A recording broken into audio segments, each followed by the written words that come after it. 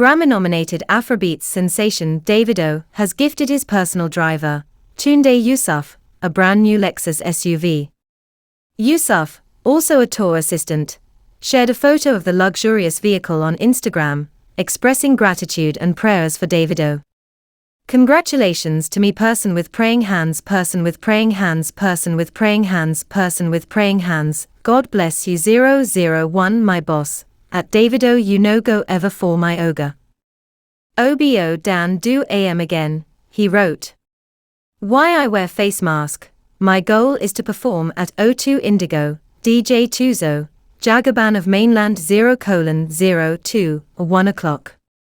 The heartfelt post garnered over 4,000 likes, including one from Davido himself, and numerous congratulatory messages from well-wishers. This gesture is characteristic of Davido's renowned generosity towards his inner circle. Previously, he blessed Adafir Israel with a Toyota Venza for loyalty. In 2017, he gifted assistant Latif Biola a truck for his oil and gas business on his birthday. Davido's philanthropy extends beyond his crew.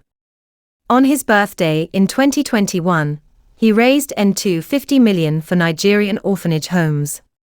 He donated $37 million to orphanages in July last year, and $300 million in February.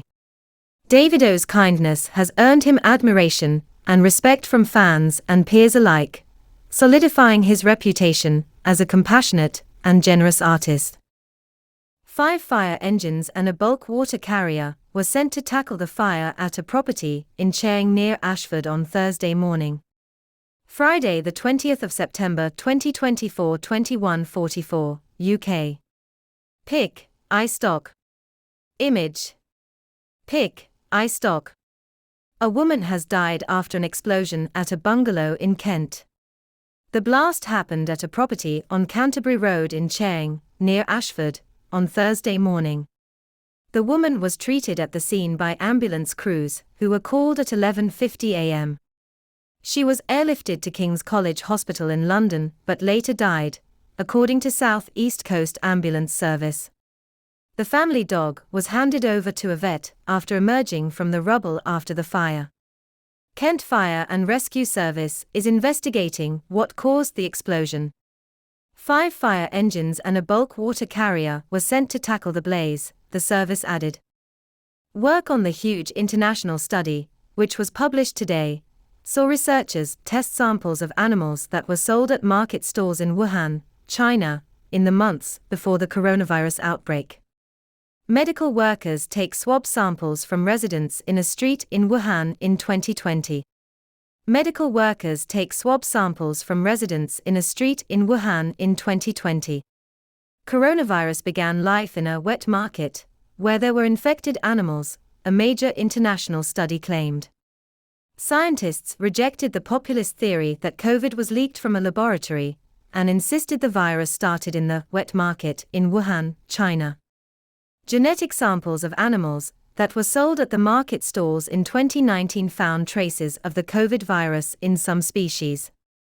Author of the study, Christian Anderson from Scripps Research, said in the document, "This adds another layer to the accumulating evidence that all points to the same scenario, that infected animals were introduced into the market in mid to late November 2019, which sparked the pandemic." Researchers argue this is the first time scientists have pinpointed the animals that may have been responsible for transmission to humans. The raccoon dog, a fox-like animal common in East Asia, was suggested to be the biggest carrier of the virus. Face masks were used as PPE when the pandemic happened. Face masks were used as PPE when the pandemic happened. Other animals such as masked palm civets, hoary bamboo rats, and Malayan porcupines were also found to be carrying COVID-19 before it spread to humans. This is not a definitive list, as many of the key animal species were cleared out from the market before the Chinese health team arrived, said Florence Debar of the French National Center for Scientific Research, who led the study. The scientists note that many of the early cases in Wuhan, a city of 12 million people, were workers from the market. Debate has raged about the source of the pandemic that claimed 7 million lives globally.